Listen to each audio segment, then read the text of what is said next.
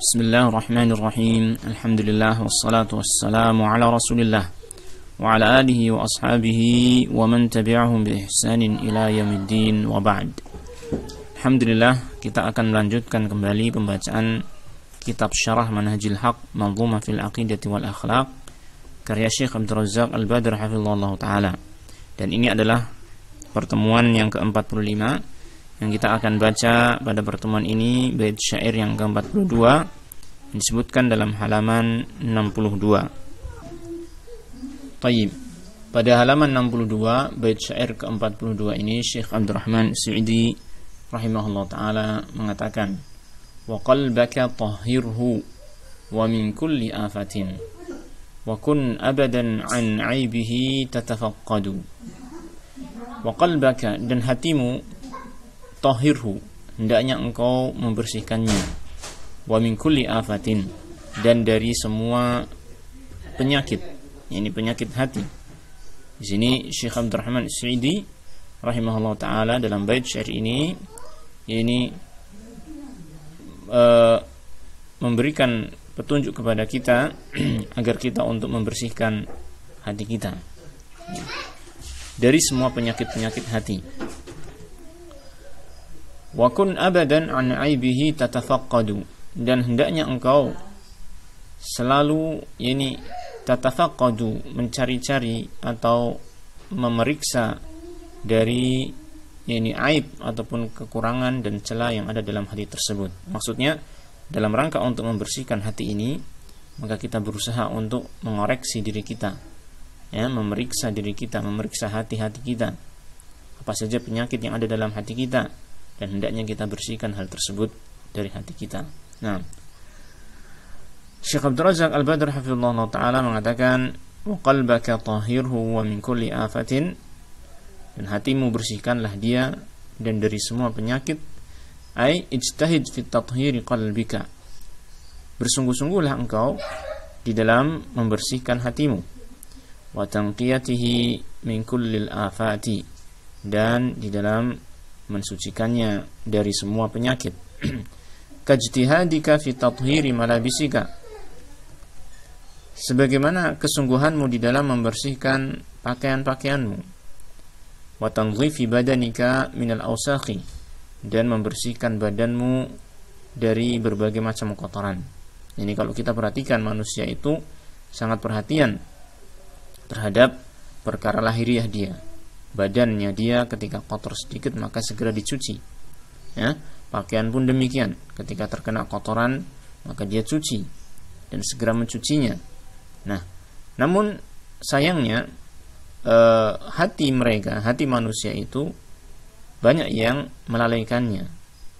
Padahal antara lahiriah manusia dengan hati manusia itu jauh lebih penting untuk diperhatikan adalah hati manusia. Maka hendaknya hati itu, sebagaimana kata Syekh di sini, wal qalbu aula bit tathhiri, dan hati itu lebih utama untuk disucikan, untuk dibersihkan. Maka hendaknya kita memperhatikan dengan sungguh-sungguh tentang kebersihan hati kita ini. Nah, wa huwa yubtala bi afatin katsiratin, dan hati itu yubtala bi afatin katsiratin, dia mendapatkan cobaan, mendapatkan ujian dengan berbagai macam penyakit. Itu penyakit yang mengenai hati itu sangat banyak sekali. Dan banyak di antara penyakit hati itu yang tidak kita sadari, saking samarnya penyakit hati tersebut. Seperti yang telah lalu, di antaranya adalah penyakit riya, yaitu penyakit hati yang sangat dikhawatirkan oleh Rasulullah sallallahu alaihi wasallam. Nah, wa yusabu bi asqamin adidatin, wa yusabu, dan hati itu terkena oleh berbagai macam penyakit, bi asqamin adidatin. Asqam jamak dari saqmun. Saqmun itu juga penyakit, adidah, yang beraneka ragam, yang bermacam-macam, yang sangat banyak. Jadi hati itu bisa terkena oleh berbagai macam penyakit. Yang berbagai macam penyakit itu tadi bisa kita kategorikan secara global menjadi dua macam penyakit sebagaimana yang diterangkan oleh Syekhul Islam Ibnu Taimiyah. Nah, qala Syekhul Islam fi kitabih Amradul Qulubi wa Shifa'uha.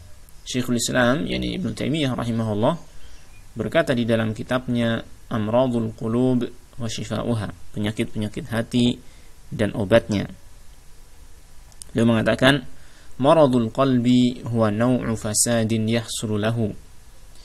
Yang namanya penyakit hati itu adalah jenis kerusakan yang terjadi pada hati. Jadi yang namanya maradul qalbi, istilah maradul qalbi atau penyakit hati, yang dimaksud itu apa? Dia adalah kerusakan yang terjadi pada hati manusia. Yang jenis kerusakan yang terjadi pada hati manusia itu disebut dengan penyakit hati. Ya. Yafsudu bihi tasawwuruhu wa iradatuhu. Yang dengan adanya penyakit tersebut, bihi ay bidzalikal marad, ya, dengan penyakit tersebut yafsudu tasawwuruhu wa iradatuhu, akan menjadi rusak tasawurnya, pandangannya, ini pengetahuannya, ya, tentang segala sesuatu, tentang kebenaran dan kebatilan, ya. Tasawurnya ini akan rusak, ilmunya akan rusak, wa iradatuhu, dan iradahnya juga itu akan rusak, kehendaknya, niatnya itu bisa rusak. Jadi di sini Syekhul Islam Ibnu Taimiyah rahimahullah taala mengerucutkan bahwasanya penyakit hati itu menjadi dua. Ada penyakit hati yang merusak tasawur manusia, tasawur hati tersebut, ilmu yang ada dalam hati tersebut menjadi rusak, pengetahuannya menjadi rusak, ya, sehingga yang benar menjadi salah, dianggap salah, yang salah dianggap benar, ya. Wa iradatuhu, dan yang kedua adalah penyakit hati yang merusak niat dan kehendak dia, ya, sehingga meskipun dia sudah mengetahui ilmunya, maka dia akan melakukan perbuatan-perbuatan yang salah karena dia terusakkan niatnya, kehendaknya telah rusak. Dia malah mencintai sesuatu yang dia ketahui itu merupakan keburukan, ya. Ini rusak dari sisi iradahnya. Nah, fatasawwuruhu bisyubuhati, maka tasawwuruhu ini maksudnya rusaknya pandangan dia, rusaknya pengetahuan dia, ya, rusaknya ilmu dia, ya, adalah dengan syubhat, yaitu penyakit hati yang namanya syubhat. Ini yang pertama. Jadi penyakit hati yang merusak ilmu pengetahuan hati tersebut, ya, adalah syubhat. Allati ta'ridu lahu, syubhat yang ini menghadang dia atau yang mengenai dia, yang hadir di hadapan dia, yang ada di dalam hati tersebut. Hatta la yaral haqqa aw yarahu ala khilafi ma huwa alaihi. Ya, dengan adanya penyakit syubhat tersebut yang merusak pandangan dia, merusak ilmu pengetahuan dia, sehingga dia tidak melihat kebenaran, dia tidak bisa melihat kebenaran, tertutupi oleh syubhat. Aw yarahu, atau mungkin dia telah melihat kebenaran, atau dia mungkin melihat kebenaran tapi ala khilafi ma huwa alaihi, ya, dengan bentuk yang berbeda dari hakikat kebenaran tersebut. Jadi dia melihat kebenaran tapi dengan bentuk yang berbeda. Artinya kebenaran yang dia pandang itu ternyata mengandung kebatilan-kebatilan yang tidak benar 100% misalnya, karena kebenaran yang dia lihat ternyata tidak sesuai dengan hakikatnya, ya. Dia menganggap ini adalah merupakan ajaran Islam, ya, padahal dia bukan merupakan tuntunan Rasulullah sallallahu alaihi wasallam. Ini syubhat, ya, rusak oleh syubhat, penyakit syubhat, ya. Dia menganggap bahwasanya keyakinan yang dia yakini itu adalah bagian dari Islam, ya, merupakan pensucian terhadap Allah Ta'ala misalnya, ya. Padahal dia itu keyakinan yang menyimpang dari akidah Islam, misalnya seperti itu. Nah, ya, contohnya sangat banyak, yaitu pemahaman-pemahaman yang menyimpang pada firqah-firqah yang sesat itu, baik itu tentang asma wa sifat, atau tentang takdir, ataupun tentang keyakinan-keyakinan yang ada, atau termasuk juga kebid'ahan itu, dia bagian dari syubhat, penyakit syubhat yang itu merusak ini tasawur atau pandangan ataupun pengetahuan ilmu seseorang. Nah, wa iradatuhu bihaitsu yubghidul haqqan nafi'a wa yuhibbul batila dharra. Dan yang kedua adalah iradatuhu, kehendak dia, ya, rusaknya kehendak dia, rusaknya niat ataupun kehendak yang ada dalam hatinya itu, yaitu ketika dia membenci kebenaran yang bermanfaat dan dia mencintai kebatilan yang merusak. Sebenarnya orang tersebut, yaitu orang yang terkena penyakit ini, ya, dia sudah mengetahui al-haq sebagai kebenaran, ya. Dia mengetahui al-haq ini bermanfaat, tetapi karena terdorong oleh syahwatnya, Nah, ini jadi penyakit yang kedua, inilah penyakit syahwat. Terdorong oleh syahwatnya, hawa nafsunya, maka dia membenci kebenaran tersebut. Dia sudah mengetahui, tasawurnya sudah benar, bahwasanya kebatilan itu adalah kebatilan dan berbahaya. Tetapi karena dorongan oleh syahwat hawa nafsunya, maka dia itu mencintai kebatilan tersebut. Jadi ini penyakit yang kedua yang menyerang iradahnya, yang merusak iradahnya, kehendaknya. Dia adalah penyakit syahwat. Adapun yang pertama tadi penyakit syubhat. Nah, sehingga penyakit hati yang tadi dikatakan itu sangat banyak sekali, ya, afat katsirah dan asqam adidah, maka itu bisa dikerucutkan menjadi dua penyakit ini. Penyakit yang menyerang ilmu pengetahuan dan pandangannya, tasawurnya ini, yaitu penyakit yang berupa syubhat, dan penyakit yang menyerang atau merusak iradah dan kehendak dia, sehingga yaitu dia adalah penyakit syahwat dan hawa nafsu. Nah, kemudian Syekh Abdul Razak melanjutkan penjelasan beliau, wa tathhirul qalbi yakunu bit tauhid wal ikhlasi wasidqi wa imaratuhu atau wa imaratihi bil a'malil qalbiyyati as-salihati allati yakunu biha taharatul qalbi wa naqa'uhu wa salamatuhu. Ya. Dan cara membersihkan hati, tathhirul qalbi, membersihkan hati itu, pembersihan hati itu adalah yakun bit tauhidi, adalah dengan tauhidi, wal ikhlasi wasidqi, dengan keikhlasan, dengan asidq, yaitu kejujuran dan kesungguhan, wa imaratihi, nah, kita baca di sini dengan kasrah, ya, karena yang tepat insyaallah taala adalah dia diatofkan kepada kalimat tauhid, sebagaimana al-ikhlas dan asidq itu diatofkan kepada kalimat tauhid. Ya, jadi membersihkan hati itu adalah dengan tauhid, dengan ikhlas, dengan sidq, dan juga dengan memakmurkan hati itu dengan amalan-amalan salihah, amalan-amalan hati yang salihah, bil a'malil qalbiyyati salihati, yaitu dengan amalan-amalan saleh yang ada dalam hati, ya, membersihkannya dengan amalan-amalan saleh yang ada dalam hati, allati yakunu biha taharatul qalbi wa naqa'uhu wa salamatuhu, yang dengan amalan-amalan saleh yang ada dalam hati tersebut, yakni akan terwujud, akan terjadi kebersihan hati, kesuciannya dan keselamatan hati tersebut. Ya. Nanti akan diterangkan oleh Ibnu Qayyim rahimahullah tentang contoh amalan-amalan hati itu yang harus kita makmurkan dalam hati kita untuk membersihkan hati kita dari kotoran-kotoran ataupun penyakit-penyakit hati tersebut. Nah, kemudian beliau mengatakan, qala Ibnu Qayyim rahimahullah fil fawaidi. Ibnu Qayyim rahimahullah, ini muridnya Syekhul Islam Ibnu Taimiyah, dia berkata di dalam kitabnya Al-Fawaid, al-qalbu yamradu kama yamradu al-badan wa shifa'uhu fi at-taubati wal himyati wa yasda'u kama tasda'u al-mir'atu wa jala'uhu bi dhikri wa ya'ra kama ya'ra al-jismu wa zinatuhu at-taqwa wa yaju'u wa yadma'u kama yaju'u al-badanu wa ta'amuhu wa sharabuhu al-ma'rifatu wal mahabbatu wa tawakkul wal inabatu. Nah, kata Syekh Al-Imam Ibnu Qayyim rahimahullah taala, beliau mengatakan al-qalbu yamradu, hati itu bisa menjadi sakit, kama yamradul badan, sebagaimana badan itu juga bisa menjadi sakit. Jadi hati itu bisa menjadi sakit sebagaimana badan menjadi sakit. Ya. Maka ketika badan itu bisa menjadi sehat, maka hati pun bisa menjadi sehat. Dan ketika badan itu bisa menjadi mati, hati pun bisa menjadi mati. Maka kita harus memperhatikan. Dan antara hati dengan badan itu lebih utama diperhatikan hati. Ya. Karena badan itu, ya, hanya terbatas pada dunia ini dan nanti akan digantikan yang lebih sempurna di akhirat.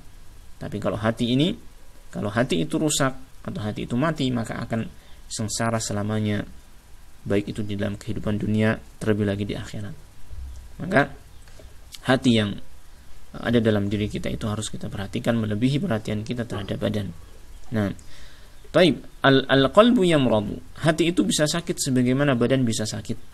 Dan obatnya hati adalah dalam taubah dan himyah.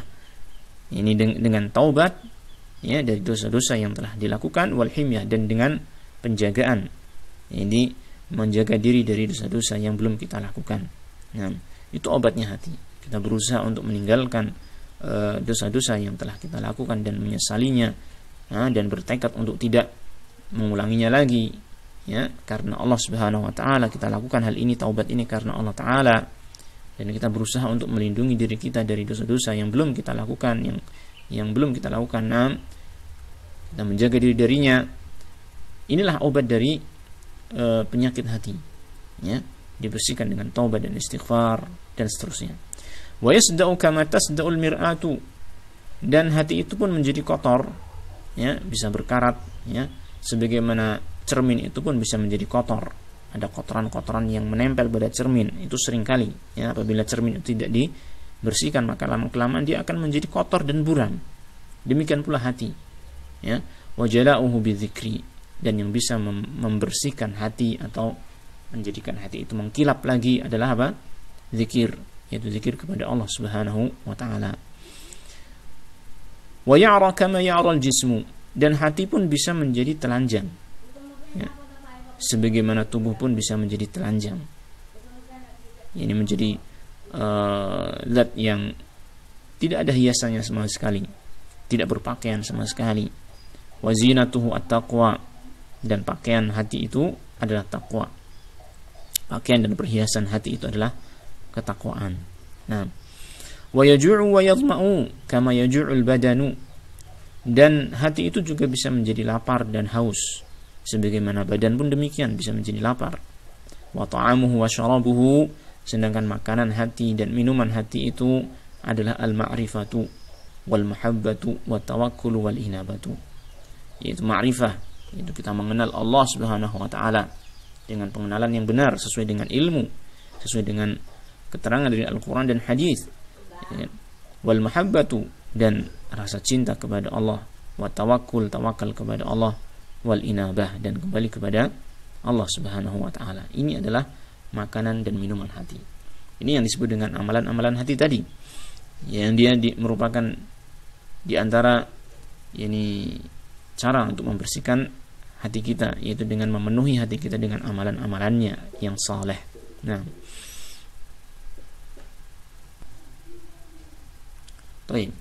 Kemudian pada paragraf terakhir Syekh Abdul Razak Al-Badr hafizahullah taala mengatakan, wa kun abadan an aibihi tatafaqqadu, dan hendaknya engkau senantiasa, yakni tentang aib hati tersebut engkau mencari-cari atau memeriksa dan menelitinya. Ini merupakan anjuran kepada kita untuk meneliti diri kita, meneliti hati kita, memeriksa, ngoreksi hati kita sendiri dari kotoran-kotorannya, dari celahnya, dari kekurangannya, ya. Taib. Ai daiman fattish an uyubi nafsika.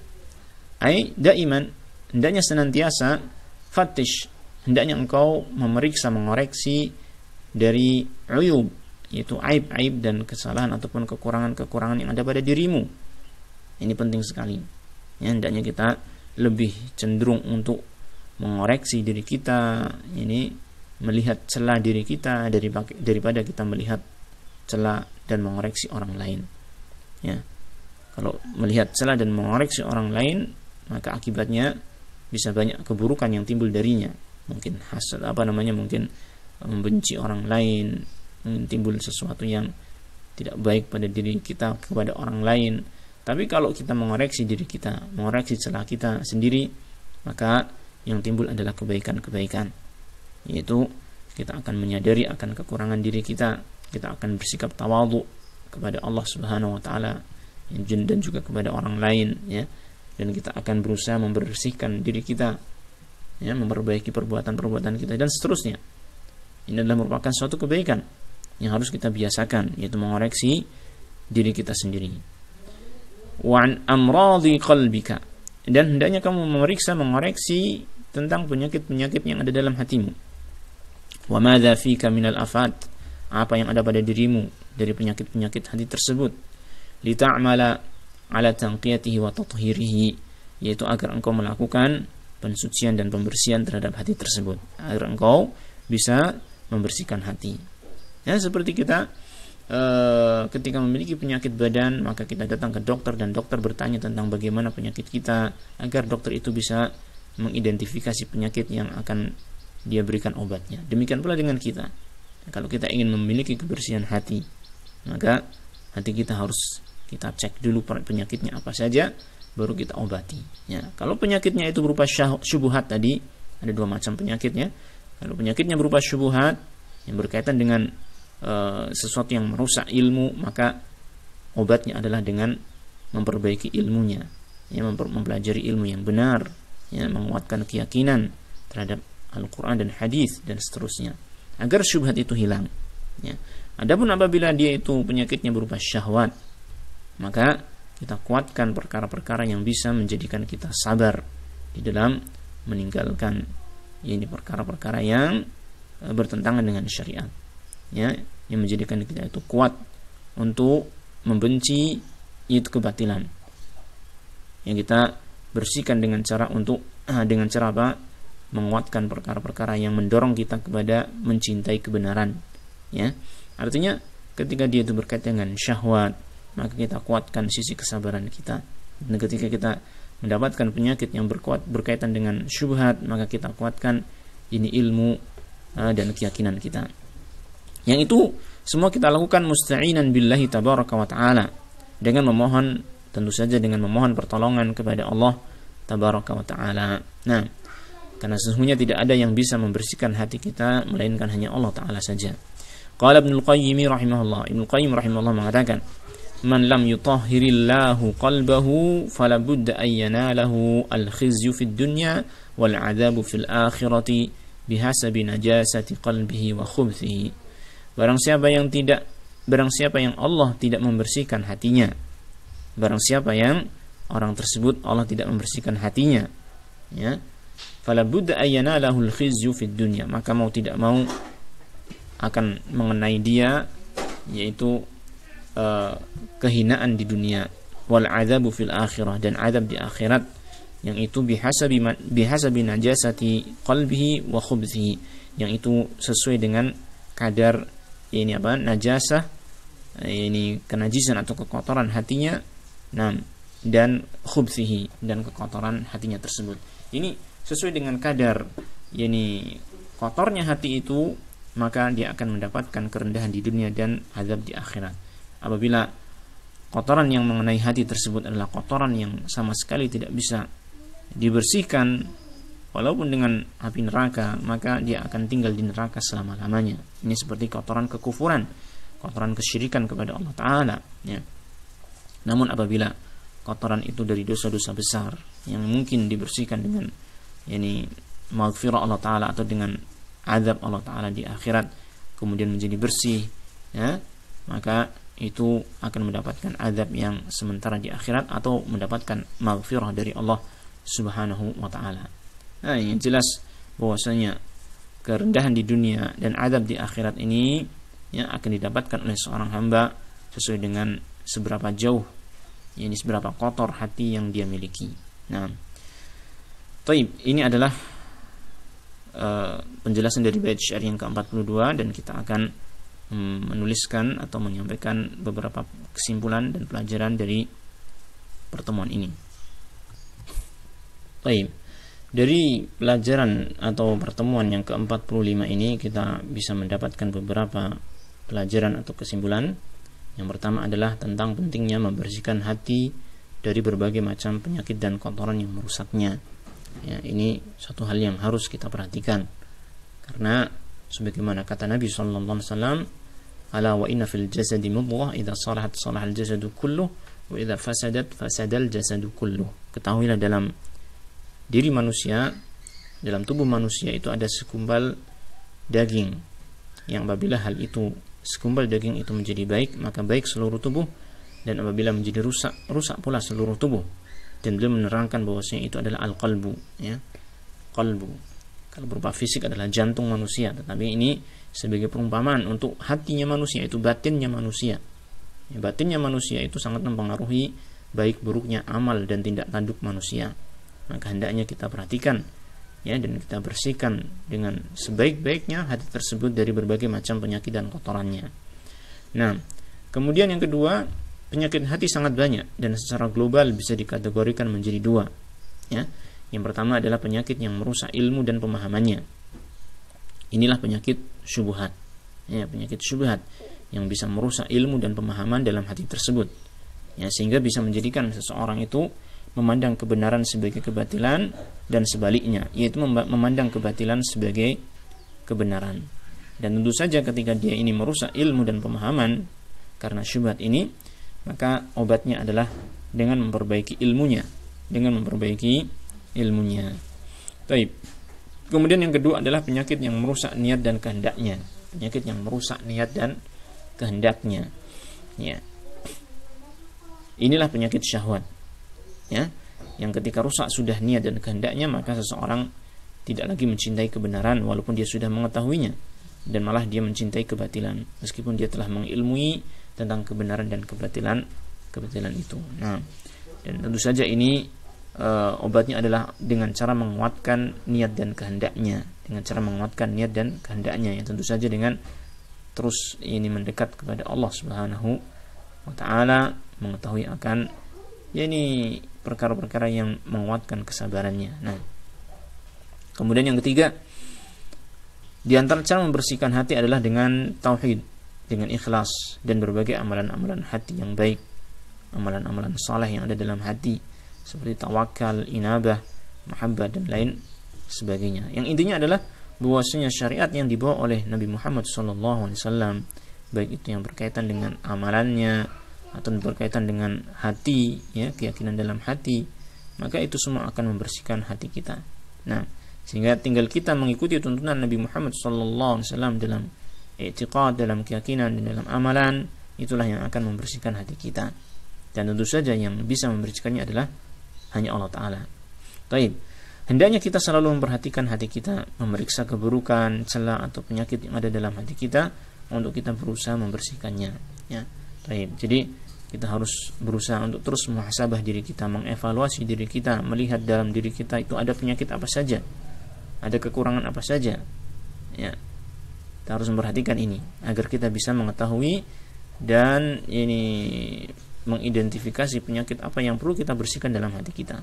Nah, kemudian yang kelima, dan ini yang terakhir kita tuliskan di sini, wajib memohon pertolongan Allah dalam membersihkan hati kita. Ini penting sekali. Jangan sampai ketika kita berusaha untuk membersihkan hati, kita bersandar hanya kepada diri kita sendiri, kepada usaha kita sendiri. Bahkan kita harus memohon pertolongan Allah dalam membersihkan hati ini. Karena tidak ada yang bisa menjadikan bersihnya hati melainkan hanya Allah semata. Nah, kita sampaikan di sini, nukilkan di sini satu ayat yang menerangkan hal tersebut. Allah Ta'ala berfirman, "Walaula fadlullahi 'alaikum wa rahmatuhu ma zaka minkum min ahadin abada, walakinallaha yuzakki man yasha, wallahu sami'un 'alim." Dalam surat An-Nur ayat 21. Sekiranya tidaklah karena karunia Allah Ta'ala dan rahmatnya kepada kamu sekalian, niscaya tidak seorang pun dari kamu yang bersih dari perbuatan-perbuatan keji dan mungkar itu selama-lamanya. Tetapi Allah membersihkan siapa yang Dia kehendaki, dan Allah Maha mendengar lagi Maha mengetahui. Maka hendaknya kita kembalikan semua urusan kita kepada Allah, kita memohon pertolongan Allah Ta'ala, dan memohon agar Allah Ta'ala membersihkan hati-hati kita semua. Baik, kita akhiri sampai sini pertemuan yang ke-45. InsyaAllah kita lanjutkan pada pertemuan berikutnya. Wassallallahu wasallam ala nabiyyina Muhammadin wa ala alihi wa sahbihi ajma'in, walhamdulillahi rabbil alamin.